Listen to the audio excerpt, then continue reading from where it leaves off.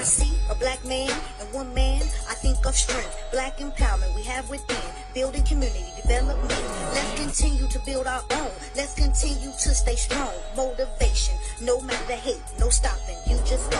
Listen up to Quan, John, and Queen P for giving us a voice. Speak up for what's yours and yell and make that noise. We are kings and we are queens. Melanated royalty, just getting started. Love and self and knowledge. Stack that wealth. Motivational motors, y'all. So my mother, she had worked for the city of Detroit for a while, driving dump trucks. And she actually fell out of the cab of one of the dump trucks and injured her back severely. Wow. So she had been in wheelchairs for a very long time, like most of my life at that point. And she got up out of the seat that she was in and hobbled over to the computer to see what it was that I was doing. It was that serious for her, you know, and watched me type. I never had to look at the keyboard. I could read and type at the same time. And with a 98% accuracy, every 100 words, I might have missed one or two, you know? So that's when she gave me her paper. Soon as she connected with other students that had late work, and they're like, well, my daughter types 110 plus words a minute, so she can get your research or 10-page research paper typed in a couple hours and ready for you to turn in tomorrow. So next thing you know, I'm being given papers from other students and I'm reading their stories, their opinions, their information, right? And then my mom calls me one day and says, I have a student here from Pakistan who needs help with understanding English grammar so she can write. Can you help her with that? I'm like, I don't know. I'm 12. I don't know. I can try. I can talk to her. Booyah! Back at you, Motivation Motors. We have interesting discussions with Black people who've overcome adversity en route to prosperity. What's going on? Quan John, get your Miss Portia Mystique. How you been? It's been a long time. Look, what's poppin'? Such a long time. We've been so busy. We got a lot going on. Good stuff though. Mystique Rose Publishing Services. Let them know where they can find you before we get into it. You can find me on Facebook or Instagram or TikTok at Mystique Rose PS. That's MYSTICQUE Rose PS on any social media platforms. We're also at www.mystiquerosepublishing.com. Yeah. And as always, bona fide, beneficial guests of Motivation Motors have Miss Tamira Rashid. She's the author of 33 books. You heard me, 33 books. She's an entrepreneur. She's a motivational speaker, and she's a mentor to me and Miss Portia Mystique. You know what I'm saying? Tamira, what's up? What's going on? Thank you so much for having me back. This has been a long time coming. And what a way to kick off 2022. Yes. Wow. Right back where it all began. Tamara, what's been going on? Let us know what's been going on for the last past year of your life, man. And what have you learned during the year of 2021? This has been such an interesting year, I'll tell you. Because I started, when I met you guys, I started to get back into my book empire. And I had some just trying times in my life and spent 4 years kind of tweaking the things that I felt that I was weak at in my business. And I realized when I was working with clients in 2016, 2017, I was just in a place where I felt really disempowered in my business. And the disempowerment came from winging my business. And I was winging it all the time and using all this trial and error all the time. And when you do that, when you go that route of winging it and trial and error and not really seeking guidance and network and fellowship and mastermind, your view of what you're doing, it can be really scattered. It can be all over the place. And that's kind of where I found myself. And I ended up homeless for a little while. It was like 5 months. Me and my kids stepped out on faith and bought a house. And then I got back to the space where I was like, okay, now I can really focus. So I spent that 4 years before I met you just working on these areas of my life that I felt weren't serving me. And by the time I met you, I had come back full circle, and I was just asking questions and just kind of putting my feelers out, like, who are my people? Where are my people at? Right. And that's how I ended up meeting you. So what I've been up to over this past year is just a lot of honing, a lot of just getting really clear and really paying attention to the people that I serve, who are authors. Right. You know, authors, like everywhere you look, there's a course or a program or something about write a book or self-publish or something like that. And I said, well, you know, there's a lot of service there. So what can I do to help? And I've been really focused on helping people build audience and helping them to, you know, find their perfect readers and get book sales. Like, how do you market your book? And I'm sure we'll get into that part later, you know, about really what it is I'm doing right now. But that's what my whole past year has been like, being adventurous and looking for fun and, you know, tweaking things so that I can have quality and bringing quality to other people. So that's how I spent the past year. Now, you know what, when you were speaking, my question, because I'm a new author myself, I mean, since 2020, now it's been a year and a half. And that one of the very first questions I asked myself, and maybe you can answer it to a viewer that's looking at this, you know, I got this piece of literature, you know what I'm saying? You know, I packaged it, but nobody knows me. Who, why, how do I get to a point where they would want to read my book and I am undiscovered? You know what I'm saying? That's the fundamental question for a new author. You know what I'm saying? So maybe you can answer that for us. Yes. Well, the funny thing is that most people look for answers outside of themselves when they come across something that they don't know. And really all the answers that you have are already in you, are already about you. Your reasons why you wrote that book in the first place are the same reasons why people would want to know you. Right. So who you are, your story, that's the reason why people would want to know you. And that's going to create the conversation that brings people into your world. So step one is really supposed to happen at the idea for your book. But if it doesn't, step one doesn't happen there. You can have a modified step one when your book is already on the shelf of creating conversation with the people that actually read books like yours. If you've never had book sales yet, or you only had a couple and you don't know the people that bought, read or talk to people who read books like the ones you like to write. Because they're the ones that will tell you, this is why I buy it. This is why I'm not going to buy that one.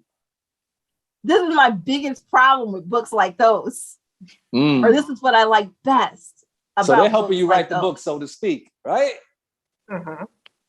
They're helping you write the book, in a sense. Yes, because you're already coming to the table with your professionalism, your expertise, your knowledge, your education, everything you bring to the table. And all of that in your mind is stuff people need, right? People are looking at what you have, and you're looking at what you have as something people need, and they do need it. But what do people buy based on? Right. Do they buy things based on what they need, or do they buy things based on what they want? You know what? I'm writing that down up in That's here. what I was gonna say. I'm writing that down up in here. That's writing the book. I hope you guys are writing that down. That's free information right there that could take you far, far, far into your journey. Yes. Don't write in a vacuum. Right. Don't write in a vacuum. If you've written your book and you've published it in your little writing cave and not gotten any feedback from your readers, that's what causes this question of why would people want to know me? And why would people want my book? And why those whys They start at the idea, not after the book is published.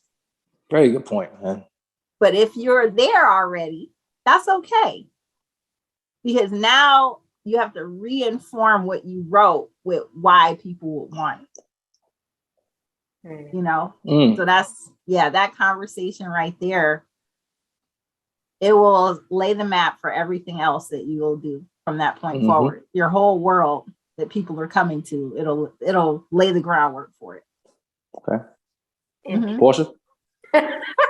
You know, it's funny because I think I'm kind of at an advantage because my 2021 was spent building my company, but most importantly, getting to know myself as an entrepreneur and a business owner. And a big portion of that is from you, Tamara. Like most of what I learned about running a business and understanding who I am as a business owner and a service provider, essentially, is because of the conversations that I had with you. So hearing this discussion, hearing what you're telling Q in response to his question, I'm just like, yep.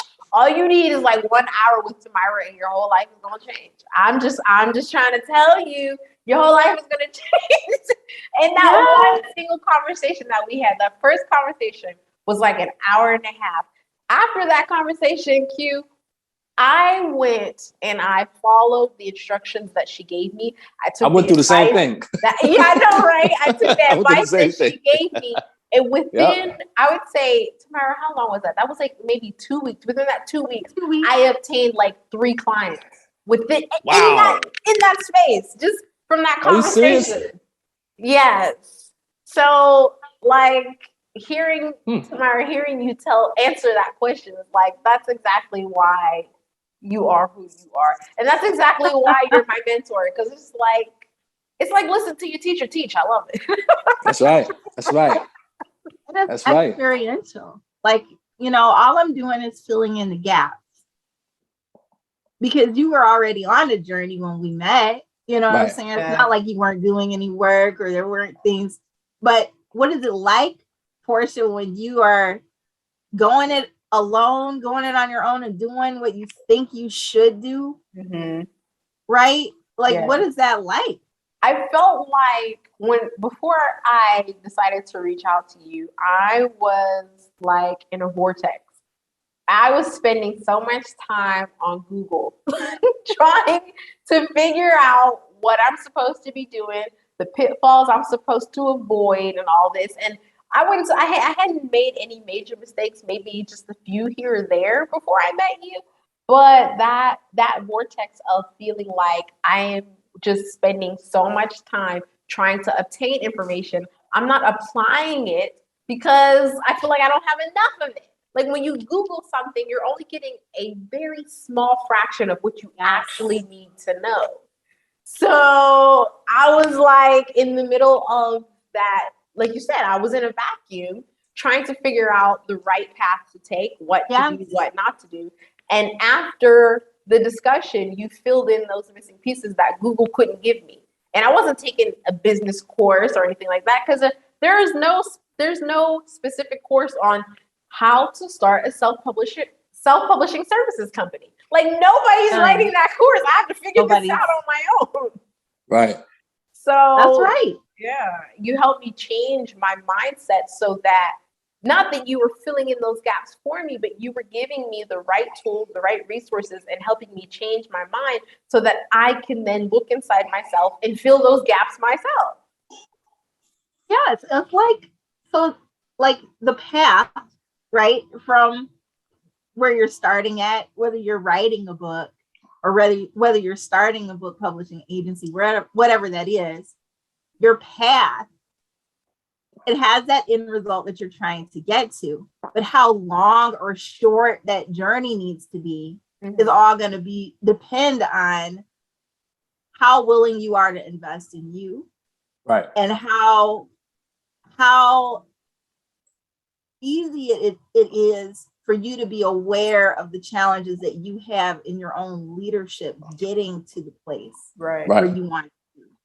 You know, we tend to look at what we're doing and we're like, okay, I need to bring this to it and I got to get this stuff and I'll put this on top of it. but you're not looking at yourself. Who do you need to be at the end of that journey? To finally get to who it this place, people either don't spend enough time thinking about what their actual vision is for what it is they're doing. How do you want people to feel? What do you want their results to be? What do you want your results to be? Right. It starts there and then you work backwards.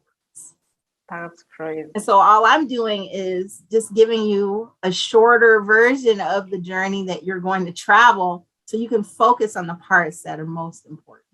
So what was your journey like then? So like, I know how you were able to help me travel along that path, and I'm still, just so y'all know, I'm at that very beginning.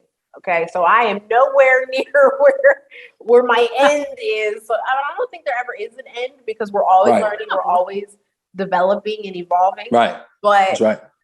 Given what you just said and that journey that you have to take, and it all starts at that beginning, and you're kind of just needing to look into the future and then work your way backwards. Where does that fit in with your life? Where does your life fit into that journey? That's funny that you would ask that. And that reminds me of the big journey that we mapped out last time, you know, talking about how I even got to a place of self-awareness, right, where I could pursue having a mountaintop, this big vision for my life. You know, when I came from an environment that didn't have expectations from it. Wow. You know, there was no map. There was no, like, I have both of my parents, but both of my parents were so busy surviving, they didn't have any maps or expectations for their kids. And we were kind of on our own from the very beginning. So I think we left off when I was 17. That was when I became aware that I had value. You know, and I spent a long time going through where coming up to the age of 17.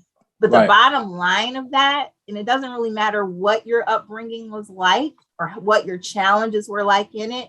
The bottom line is, what was your value? Did you discover that you had value?